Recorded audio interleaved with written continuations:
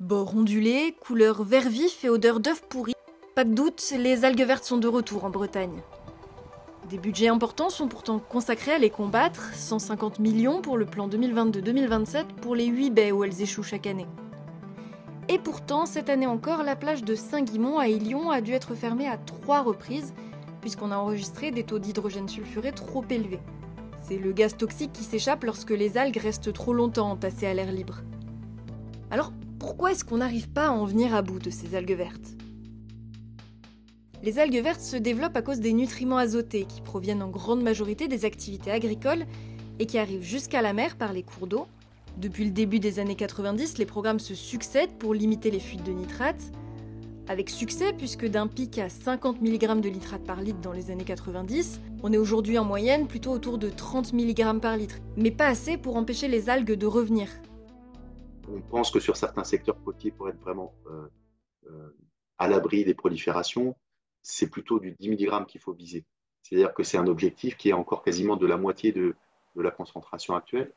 Tous les secteurs côtiers ne doivent pas avoir 10 mg pour ne plus avoir d'algues vertes. La preuve, certains secteurs côtiers qui sont actuellement à 30 ou 40 mg n'ont quasiment pas d'algues vertes.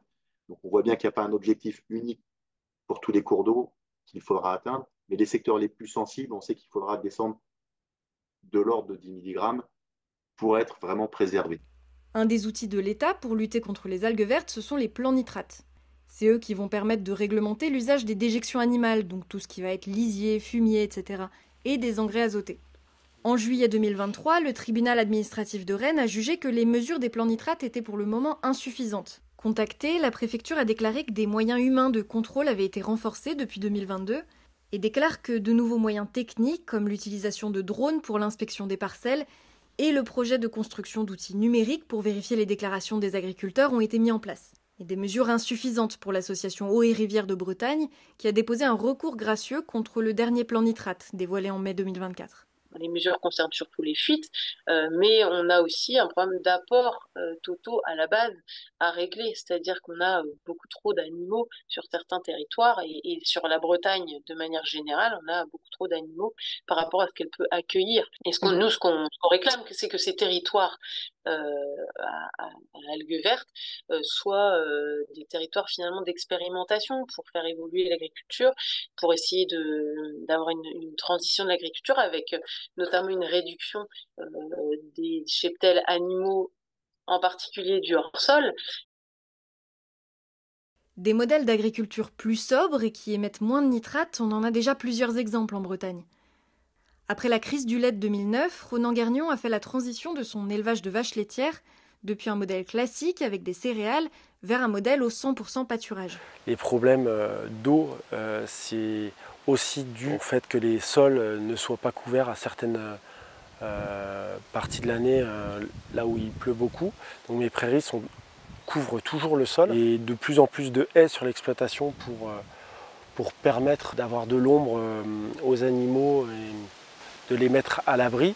Mais ça permet aussi de capter du carbone. Et donc là encore, je rends service quelque part à la société. Pour autant, ce modèle a du mal à se démocratiser en Bretagne. Nous, on est bien, on aime ce qu'on fait, et comment ça se fait qu'on ne soit pas plus nombreux ? Si on avait la réponse, je pense qu'on serait plus nombreux. Et en attendant, pour éviter les situations de putréfaction des algues, les collectivités disposent de plusieurs outils. D'abord les ramassages sur les plages. Au 28 juillet 2024, elles avaient ramassé plus de 11 000 tonnes d'algues vertes. Mais ramasser les algues avec des tractopelles, ce n'est pas toujours possible.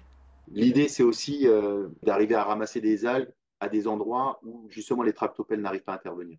Donc avec des engins flottants, on espère pouvoir ramasser les algues avant qu'elles viennent se mettre dans ces milieux où on n'arrive plus à les ramasser. Donc d'avoir des outils qui permettent de ramasser des algues en amont de ces zones sensibles, c'est vraiment quelque chose qui nous paraît pertinent, mais qui pour l'instant est encore au stade de développement, enfin d'expérimentation. Enfin, une autre solution qui est préconisée par l'ancien maire d'Illon et député renaissante Mickaël Cosson, c'est réensabler les plages. C'est une solution qui peut être efficace dans certains cas, notamment pour éviter les effets de cuvette et l'eau stagnante, mais ça n'est pas sans conséquence sur la biodiversité. Pas de solution miracle donc, mais une urgence à changer le système pour les associations environnementales. Plusieurs recours en justice sont en cours pour pousser l'État à aller plus loin, éviter que les polémiques et les conflits reviennent chaque année au même rythme que les marées vertes.